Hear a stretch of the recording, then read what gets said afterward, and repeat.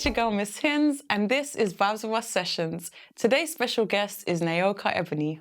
Hi. How you doing? I'm good, how are you? I'm good. I'm really excited to sit down and talk to you today because I have a lot I want to ask. So I want to start by saying, I know I say this all the time, but I can't believe how young you are. I actually can't believe you're not even 18 yet. I can't believe it. And the content that you create and how beautiful and strong your voice is. What made you say you want to start singing? Okay, so I've always been a musical person. Like, in my household, everybody's musical. My dad's a poet. Mm-hmm. My mom does music. She does performing, all of that. All my cousins sing. If you go to all of the houses, it's all just music and good vibes. And I feel like from a young age, I've always had like that around me and surrounded me. So it was kind of like in my blood type of thing, yeah.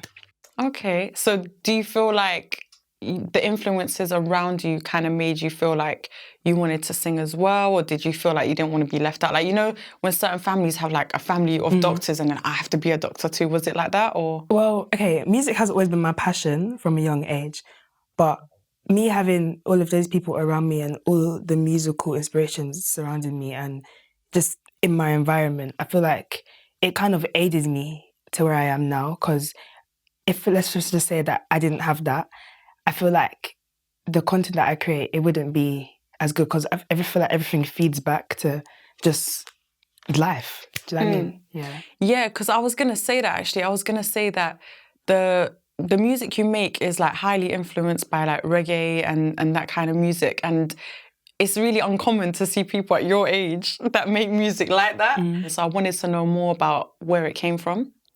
Okay, so my heritage, I'm Jamaican, and I really try to embrace that within my music. Obviously, that's like my favourite genre of music, and one of my many favourite artists is Chronixx, and I've always been a fan of him. Even my dad, from a young age, always used to play his music, and my mum, everybody, do you know what I mean? We've always been around reggae music, and I hold that like close to my heart. So I wanted to kind of create music that is reggae, but like has a modern twist to it. Do you understand? Yeah. I don't want it to be just like, oh yeah, she's just a reggae artist. Like, it's kind of like a fusion thing, because I don't like to put myself in one box. It's a thing where I feel like I sing so many different styles, but in the end result, it ends up being reggae, but it's like there's loads of things that... It's influenced by different genres as well. Yeah, definitely. And I definitely hear that in the music. It's funny you mentioned Chronixx, because the first time I saw you perform at Vibes with Us, my friend was sitting next to me. She was like, oh my gosh, she's got that Chronixx vibe. That's literally what she said. And I was like, oh yeah, it was so weird. So the fact that that is one of your inspirations is really amazing to know that people actually can hear that influence in your music. I know that you said to me before your mum is a huge supporter. She's very supportive of your music career. What was that conversation like when you said to her mum, I think music is like where I want to go, like I want to do music and this is my thing? Because I know a lot of parents when they tell their parents that, I know a lot of kids when they tell their parents that they want to make music or they want to do something creative, they're like, oh no, you're not going to do that. That's not a real job, or, you know. And I know because you said they're already from that, musical environment. I just wanted to know, how did your mum feel about that? I think for me, it was always an easy thing because from a young age, all the way through high school and all of that, I've always been a creative person. At college, I'm studying architecture and art and design. So all the fields that I jump into, it's always been around the arts. And obviously me doing music and telling my mum like, oh yeah, like I think, I want to do music, I want to pursue it. She was very supportive of that. Like, she didn't knock it. She said, yeah, just go for it. Like, and I feel like I'm grateful for having that support, because I know not many people have that. But yeah, I feel like for me, it wasn't necessarily a hard thing because I've like always kind of been a creative person rather than academic. Yeah. Well, yeah, you should be grateful, because there's not a lot of parents out there that support their kids. And I think, like you said, growing up in a musical environment makes it easier to kind of have that conversation. So you're really lucky in that aspect. All right, I have another question.